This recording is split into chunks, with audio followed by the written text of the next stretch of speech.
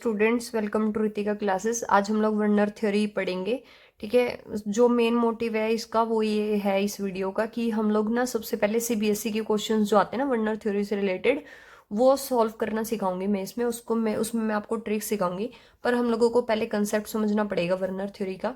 देखो, Werner theory में क्या था कि वर्नर ही ऐसा बता था, अल्फ्रेड वर्नर, जिसने कि हमारा क्या था, कोऑर्डिनेशन कंपाउंड के बीच की बॉन्डिंग की स्टडी करी थी उसने। मतलब कोऑर्डिनेशन कंपाउंड में कैसी बॉन्डिंग होती है उसके बारे में पढ़ने वाला अल्फ्रेड वर्नर था फर्स्ट टाइम पे। ठीक है। इसने क्या किया था अपने एक्सपेरिमेंट में, इसने लिया था कोबाल्ट क्लोराइड, और कोबाल्ट क्लोराइड को ना अमोनिया के साथ मिक्स कर दिया था। तो ना इसे बहुत सारे जो है कॉम्प्लेक्स मिले थे। ठीक है, बहुत सारे कॉम्प्लेक्स मिले थे जब इसने कोबाल्ट क्लोराइड को अमोनिया के साथ रिएक्ट करा। फिर जो ये बहुत सारे कॉम्प्लेक्स मिले थे ना, इसने ना अपने उसमें उन सॉल्यूशन में इसने बहुत ज्यादा अमाउंट में AgNO3 डाल दी। तो पता है हुआ क्या कि ना इसको वहां जैसे ही उसने AgNO3 डाली ना इन कॉम्प्लेक्स में, उसको क्लोराइड के मोल्स मिलने लगे। मतलब उसे सिल्वर, अगर सिल्वर नाइट्रेट डाला है तो हम उसको सिल्वर क्लोराइड के उसको मोल्स मिले उस एक्सपेरिमेंट में। तो एक्चुअली में हुआ क्या था ये देखना है हम लोगों ने। तो क्या था कि उसने पूरा एक्सपेरिमेंट में जो उसको उसको ये कॉम्प्लेक्स मिले। ठीक है, अब ये क्या है, मोल्स कैसे बन रहे थे AgCl के, तो ये समझना है। तो इसी एक्सपेरिमेंट से ना उसने बताया था कि कोऑर्डिनेशन कंपाउंड में कैसी बॉन्डिंग होती है। तो उसने क्या लिया, जब उसने कोबाल्ट क्लोराइड को 6 अमोनिया के साथ रिएक्ट कराया, तो हुआ क्या कि ये जो 6 अमोनिया थे ना, ये तो कोऑर्डिनेशन स्फीयर के अंदर चले गए। मैंने पिछली वीडियो में बताया आपको कोऑर्डिनेशन स्फीयर क्या होता है। जो इस ब्रैकेट के अंदर होते हैं वो कोऑर्डिनेशन स्फीयर वाली पार्ट होती है, और जो बाहर होती है काउंटर आयन वाली।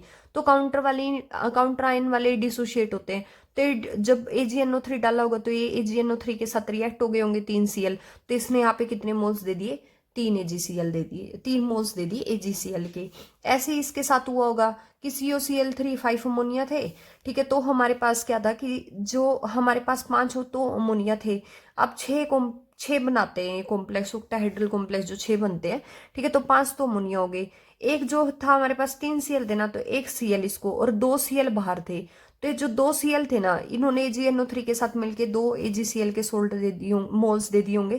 तो ये 2 AgCl मिल गए इसमें। इसमें हमें 1 मिल गया, और इसमें बाहर कुछ भी नहीं था तो हमें 0 मिले। तो ऐसे उसने क्या बताया कि कोऑर्डिनेशन कंपाउंड में कैसी बॉन्डिंग होती है। पहले उसने ये जो इसका था ना, ये एक्सपेरिमेंटल था कि उसने कोबाल्ट क्लोराइड लिया, अमोनिया के साथ रिएक्ट कराया, फिर जो कॉम्प्लेक्स मिले उसको AgNO3 के साथ रिएक्ट कराया, फिर उसे AgCl के मोल्स मिले थे। ठीक है, वो अलग अलग थे हर किसी में। ठीक है, तो उसने ना क्या है, इसके बेसिस पे, इस एक्सपेरिमेंट के बेसिस पे उसने 2 बातें बताई। ठीक है, कि एक कंपाउंड में ना 2 तरह की वैलेंसी होती है, एक प्राइमरी वैलेंसी होती है और एक सेकेंडरी वैलेंसी होती है।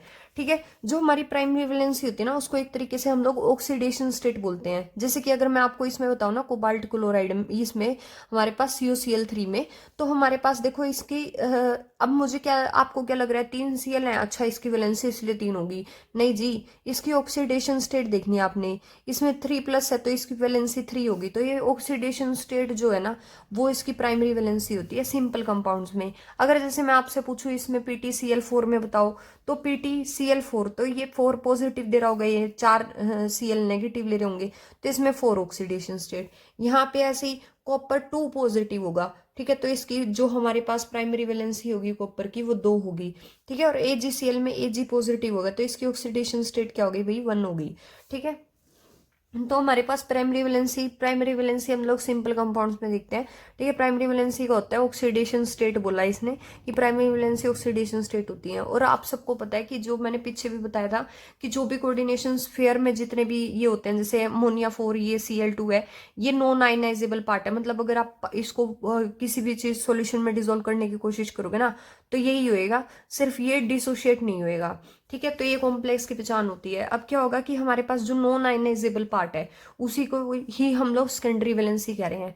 ठीक है, जैसे हमारे पास सेकेंडरी वैलेंसी को और हम लोग कोऑर्डिनेशन नंबर कहते हैं। जैसे मैं आपको बताऊं इसमें कि जैसे हमारे पास मान लो ये है PTNS36Cl4।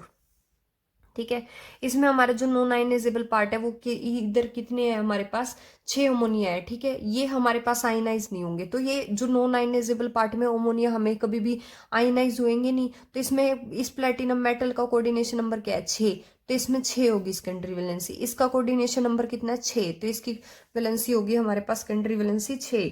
इसमें कितना है, 4, तो इसमें सेकेंडरी वैलेंसी होगी 4। नहीं, एक बात और बोली थी, ये वर्नर के पोस्टुलेट है भाई, कि उसने प्राइमरी वैलेंसी को ऑक्सीडेशन स्टेट बोला, सेकेंडरी वैलेंसी को उसने कोऑर्डिनेशन नंबर बोला।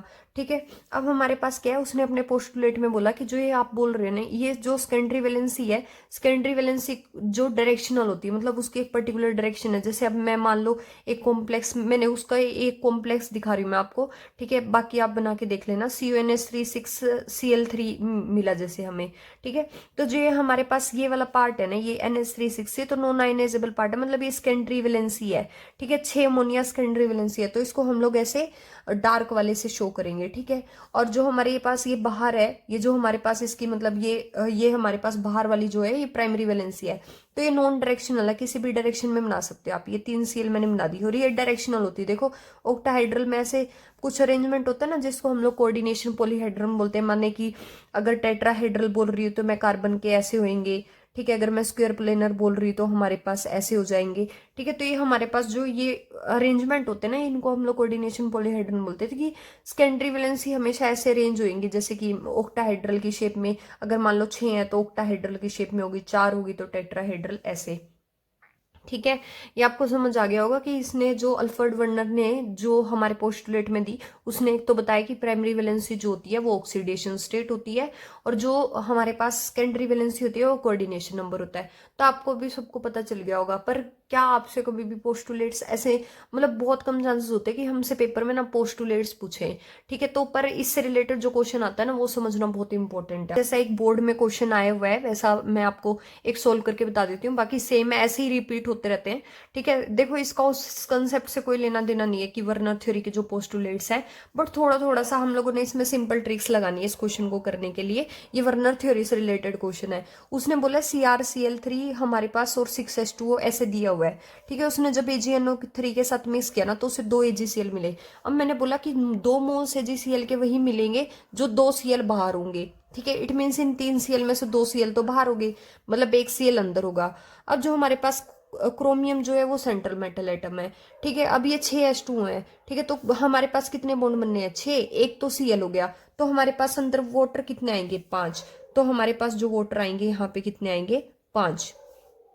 ठीक है, अब देखो एक वाटर इसमें से बच गया, ये 6 वाटर थे ना, तो एक वाटर इसमें से बच गया, वो कहाँ आएगा? बाहर आ जाएगा वो वाटर।